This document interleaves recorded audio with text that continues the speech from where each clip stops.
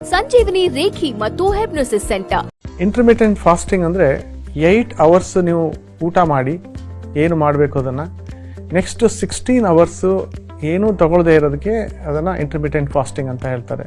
ಇದು ಏನು ಕಾನ್ಸೆಪ್ಟ್ ಏನಿದೆ ಇಂಟರ್ಮಿಟೆಂಟ್ ಫಾಸ್ಟಿಂಗ್ ಅಂದರೆ, ನೀವು ಏನು ತಿಂತೀರಾ ಅದನ್ನು ಬಾಡಿ ಯುಟಿಲೈಸ್ ಮಾಡುತ್ತೆ ಕ್ಯಾಲೋರೀಸ್ನ. ಸೊ ಇನ್ನು 16 ಅವರ್ಸು ಬಾಡಿಯಲ್ಲಿ ಕ್ಯಾಲೋರಿ ಇಲ್ಲದೆ ಇರೋದ್ರಿಂದ, ಯಾಕಂದರೆ ನೀವು ಊಟ ಮಾಡಿಲ್ಲದೆ ಇರೋದ್ರಿಂದ ನೀವು ಫ್ಯಾಟನ್ನ ಡೈಜೆಸ್ಟ್ ಮಾಡೋಕ್ಕೆ ಶುರು ಮಾಡುತ್ತೆ. ಇದು ಕಾನ್ಸೆಪ್ಟ್. ಬಟ್ ಇದು ಎಷ್ಟು ಸರಿ ಈ ಥರ ಮಾಡೋದು ಅನ್ನೋದೇ ಒಂದು ಕ್ವಶನ್ ಇವತ್ತು. ಅದರಿಂದ ಆರೋಗ್ಯಕ್ಕೆ ಒಳ್ಳೇದಾಗುತ್ತೋ ಇಲ್ಲ ಅದರಿಂದ ತೊಂದರೆಗಳಿದೆಯೋ ಅನ್ನೋದು ಮೇಯ್ನ್ ಇವಾಗ ಇರೋ ಡಿಸ್ಕಷನ್.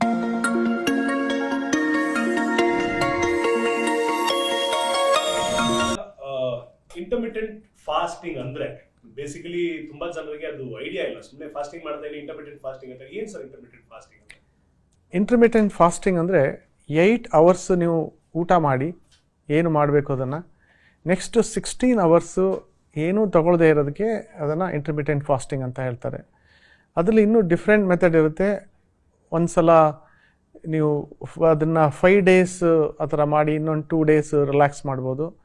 ಸೊ ಈ ಥರ ಡಿಫ್ರೆಂಟ್ ಮೆಥಡ್ ಇದೆ. ಅದರಲ್ಲಿ ಮೇಯ್ನಾಗಿ ಕಾನ್ಸೆಪ್ಟ್ ಏನು ಅಂದರೆ, ನೀವು ಏನು ಊಟ ಮಾಡ್ತೀರಾ ಅದನ್ನು ಫಸ್ಟ್ 8 ಅವರ್ಸಲ್ಲಿ ಊಟ ಮಾಡಿ ನೆಕ್ಸ್ಟು ಏನೂ ತೊಗೊಳ್ಳದೆ ಇರೋದಕ್ಕೆ ಇಂಟರ್ಮಿಟೆಂಟ್ ಫಾಸ್ಟಿಂಗ್. ಸೊ ಈ ಟೈಮಲ್ಲಿ ಬರೀ ವಾಟರ್ ಇಲ್ಲ ಲೋ ಕ್ಯಾಲರಿ ಫುಡ್ ಮಾತ್ರ allowed. Either water is allowed during this 16 hours. So ಇದನ್ನು ಇಂಟರ್ಮಿಟೆಂಟ್ ಫಾಸ್ಟಿಂಗ್ ಅಂತ ಹೇಳ್ತಾರೆ. ಸೊ ಇದು ಏನು ಕಾನ್ಸೆಪ್ಟ್ ಏನಿದೆ ಇಂಟರ್ಮಿಟೆಂಟ್ ಫಾಸ್ಟಿಂಗ್ ಅಂದರೆ, ನೀವು ಏನು ತಿಂತೀರಾ ಅದನ್ನು ಬಾಡಿ ಯುಟಿಲೈಸ್ ಮಾಡುತ್ತೆ ಕ್ಯಾಲೋರೀಸ್ನ. ಸೊ ಇನ್ನು 16 ಅವರ್ಸು ಬಾಡಿಯಲ್ಲಿ ಕ್ಯಾಲೋರಿ ಇಲ್ಲದೆ ಇರೋದ್ರಿಂದ, ಯಾಕಂದರೆ ನೀವು ಊಟ ಮಾಡಿಲ್ಲದೆ ಇರೋದ್ರಿಂದ ನೀವು ಫ್ಯಾಟನ್ನ ಡೈಜೆಸ್ಟ್ ಮಾಡೋಕ್ಕೆ ಶುರು ಮಾಡುತ್ತೆ. ಇದು ಕಾನ್ಸೆಪ್ಟ್.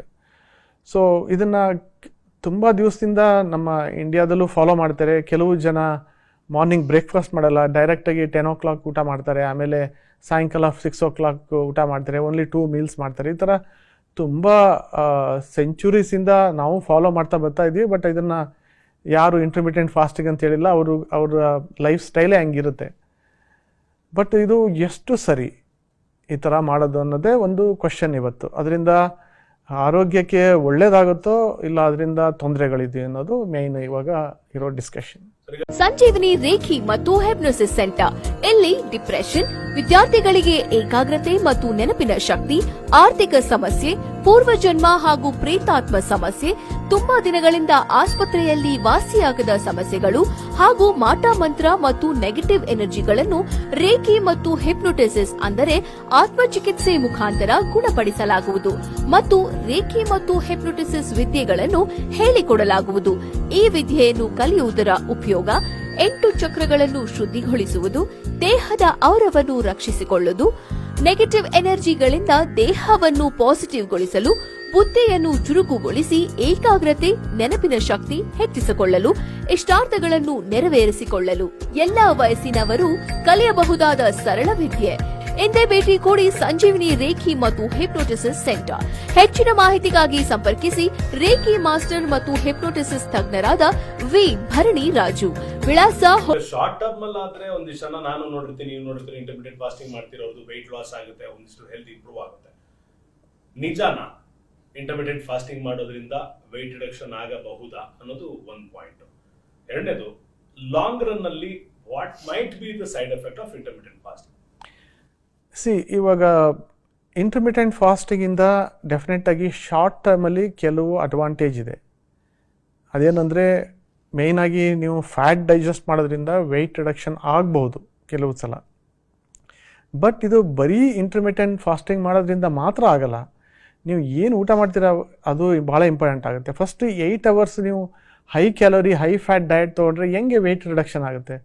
ನೀವು ಕರೆಕ್ಟಾಗಿ ಫುಡ್ಡನ್ನ ಅದನ್ನು ಡಿವೈಡ್ ಮಾಡಿ 3 meals ಕರೆಕ್ಟಾಗಿ ತೊಗೊಂಡ್ರೆ, ನೀವೇನು 8 ಅವರ್ಸಲ್ಲಿ ತಿಂತೀರಾ ಅದರಿಂದನೂ ವೆಯ್ಟ್ ರಿಡಕ್ಷನ್ ಆಗೋ ಚಾನ್ಸಸ್ ಇರುತ್ತೆ. ಮತ್ತು ನೆಕ್ಸ್ಟು, ನೀವು ಎಕ್ಸಸೈಸ್ ಮಾಡದೆ ಬರೀ ಡಯಟ್ ಮಾಡಿ ವೆಯ್ಟ್ ರಿಡಕ್ಷನ್ ಮಾಡೋದು ಅಷ್ಟು ಹೆಲ್ತಿ ಅಲ್ಲ. ಸೊ ಎಕ್ಸಸೈಸ್ ಮಾಡಬೇಕು, ಡಯಟ್ ಮಾಡಬೇಕು, ಎರಡೂ ಮಾಡೋದ್ರಿಂದ ಮಾತ್ರ ನಿಮ್ಮದು ವೆಯ್ಟ್ ರಿಡಕ್ಷನ್ ಆಗುತ್ತೆ.